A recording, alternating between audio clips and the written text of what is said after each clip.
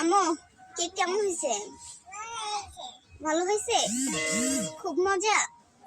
তুমি আবার খেতে চাও?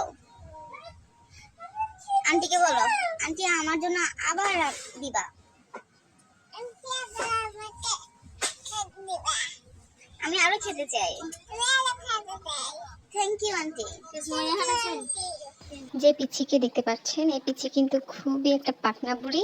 মাশাল্লাহ, তার কথাবার্তা শুনলে মনে হবে যেন সে কত কিছু বুঝে। মায়ের সাথে বসে বসে আমার কেকের ভিডিওগুলো দেখে, আবার স্টোরি শুনে শুনে সে রিয়াকশনও দেয়। যেমন ভূতের স্টোরি হলে সে মাকে বলে ভয় পেয়েছি। তো কেকের ভিডিও দেখতে দেখতে ওর কেক খাওয়ার ইচ্ছে হলো। ও ওর মাকে বললো কেক খেতে চায়, এবং কেকটা হতে হবে কালার কেক।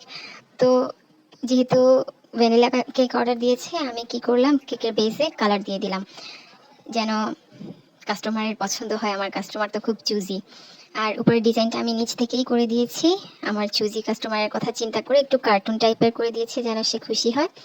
এবং কার্টুনটা কিন্তু চোখ মুখ বিশিষ্ট না, সব কিছু স্পষ্ট না, এই কারণে নিষিদ্ধ কার্টুন না। এই তো আমার কেকের ফাইনাল লুক। ওরা কিন্তু খুব বেশি পছন্দ করেছে কেকটা।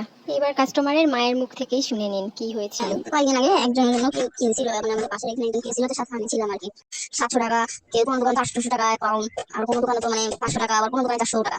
400 টাকা থেকে আনছে, কি পরিমাণ যে মিষ্টি, মুখে দেওয়ার সাথে সাথে মনে হয় যে মানে পেটের ভিতর থেকে তাড়াতাড়ি সব চলে আসছে, এরকম লাগছে। ধর অতিরিক্ত মিষ্টি যেটা সেটা, আর মানে এত টেস্ট ছিল না। সেজন্য আমি চিন্তা করলাম, আমি মানে তোর ভিডিওগুলো দেখি যে মাঝে মাঝে, মনে বলছে আম্মু আমি কেক খাইতে চাই, এরকম আমাকে কয়েকবার বলছে। তো বলার পরে তারপর তোকে আমি বলছি আর কি। সে এখন তখন মানে অনেকদিন আগে হয়ে বলছে, তো সাথে সাথে দিতে পারি না, এখন সুযোগ হয়েছে তাই দিলাম।